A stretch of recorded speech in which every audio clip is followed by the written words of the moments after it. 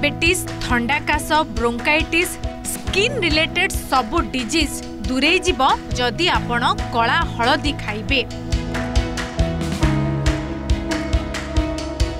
हलदीर अनेक औषधीय गुण रही आउ साधारण हलदी ठारू कला हलदीर औषधीय गुण डबल।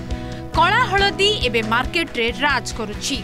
एथिरे अधिक परिमाण कर्क्यूमिन रही आंटी इन्फ्लामेटरी और आंटी ऑक्सीडेंट भली तत्व रही जहाँ रोग प्रतिरोधक क्षमता बढ़ाए।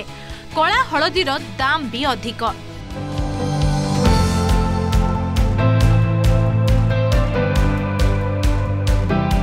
बालेश्वर जिला नीलगिरी निकट गड़ियामाल अंचलर माटी फली कला हलदी।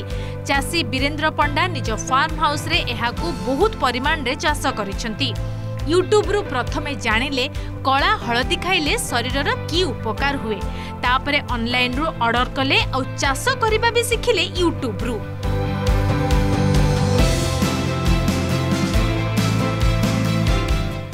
कला हलदी पूरा हलदिया हलदी परी ऊपर पटरु देखा जाए, किंतु काटी देले ताहा भीतरटा कला देखा जिवो।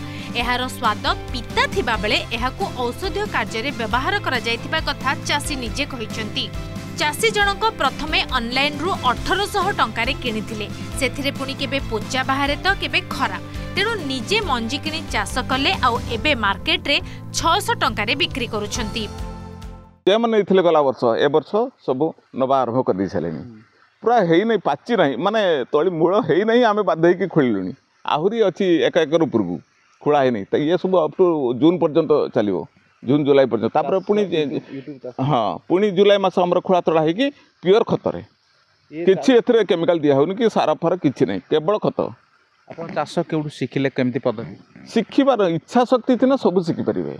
सब यूट्यूब जना पड़ जो आप जेकोसी गछ हो जेकोसी जंतु सब केयर चाष हो केयर कटिंग हो सब जान परिबे।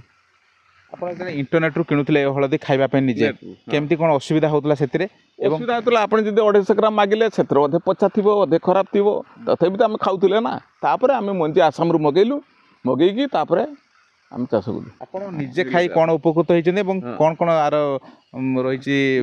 हां निजे खाई कि ना मोर ना डायबिटीज अछि ना प्रेशर अछि ना किडनी ना ना कैंसर एड द्वारा आ इम्यूनिटी स्ट्रांग रहइबो। एबे जाए 70 केजी रु अधिक बिक्री कर साथिबा बेले एबे आहुरी 2 गुणा अधिक अमला आशा रखिछंती। तेबे कला हलदीर उपकारिता अनेक। तेबे ए जो हलदी यार उपकारिता संपर्क रे निजे लाभ पाइबा परे निजे मध्य लोकंको सुलभ दर रे पहुंचा पई उद्यम जारी रखिछंती वीरेन्द्र पंडा। नीलगिरी गड़ियामाल अंचल विशंबर दास, ओटीवी।